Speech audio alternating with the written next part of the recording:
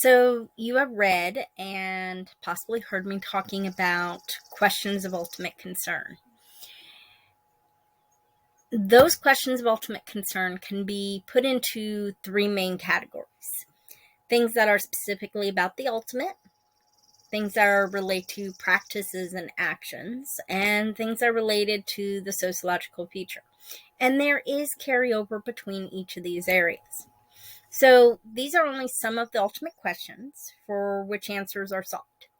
As you review the questions, or as I go over them, see if you can come up with any other questions or any other things that you are curious about, that you would like to know. And also think about how, for yourself, you might answer these questions. So the ultimate feature, we're talking about the ultimate, that which is above and beyond, or deep within, or is an energy. You see, one of the things we want to know is who or what is the ultimate power. I know it's the second question. We'll come back to it first in a moment. But who or what is this ultimate power? Is it an energy? Is it science and logic and rationality? Is it a god? Is it a goddess? Is it some intelligent designer? Is it an animal? Is it whatever the ultimate may be? Where does it reside? So think back: cosmological versus transcendental. Cosmological, the ultimate, the divine, is out here and around. You can't see out the window, but there's this beautiful set of trees and woods, so maybe the ultimate resides there. Or maybe it's on the top of a mountain, or in the middle of the desert, or out on the sandbar.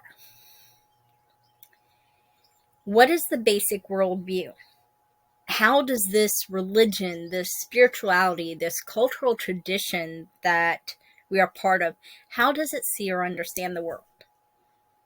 Cosmological, transcendental, world embracing, world denying, a place that's fallen from grace, a place that only exists in the moment we experience it. And how do we learn about it? What are sacred texts? Do the sacred texts tell us how the world was created? Whether there will be an end times? Are we living during the end times right now? What is the destiny of the world? And also, what is the destiny of humans? Both humans that continue to exist here, but also the destiny when we die. What happens when we die?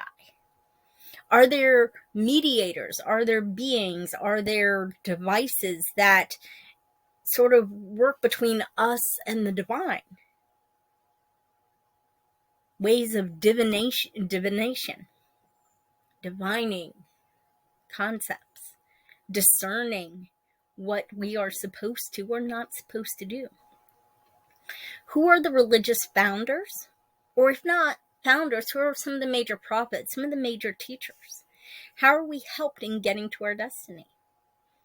And getting to our destiny usually is going to incorporate practices and actions. So these are, what is the general expectation of myself, of my family, my friends, my community? What are we expected to do? What is the sacred calendar, if there is one? What are the holy days? So if you are taking this as a class at HCC, and if you're doing this through Facebook and other sources, you'll see that I'll post like daily or today's tidbits. I won't do it every day, but most day I'll put in today's tidbits, and you'll be able to see, there might be a sacred event happening today.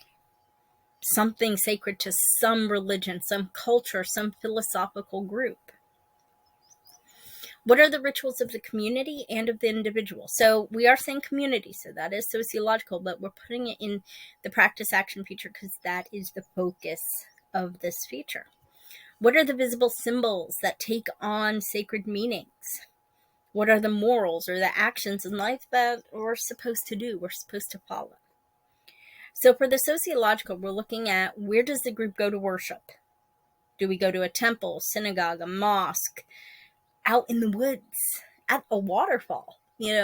Where is it we're going? What are the religious institutions? I just mentioned them. Things like temple or synagogue. What is the name of the institution? Is there any type of hierarchy? And what is that hierarchy? Is there a difference between a Dalai Lama and a Lama, and how one becomes a leader? Can anyone become Pope, or are there restrictions? Can anyone become an Imam, or are there restrictions? A guru. How is society within the religion structure? So this isn't just like the hierarchy of Lama to Dalai Lama or bishop to archbishop, but are there structures within the communities? What are social rites that form this structure? So this can include also rituals such as the marriage ritual. It can include the rituals that are taken to become a leader. And some of the core social features. What is the religion's view towards other religions versus other cultures? And is there a difference? Meaning, can a religion be, or is a religion okay with another religion's beliefs, people of the book, but they're not okay with how the culture has used or not used, applied or not applied those ideas? Is there a separation between what is considered the sacred life and the secular, the profane? Excuse me. And what is that separation?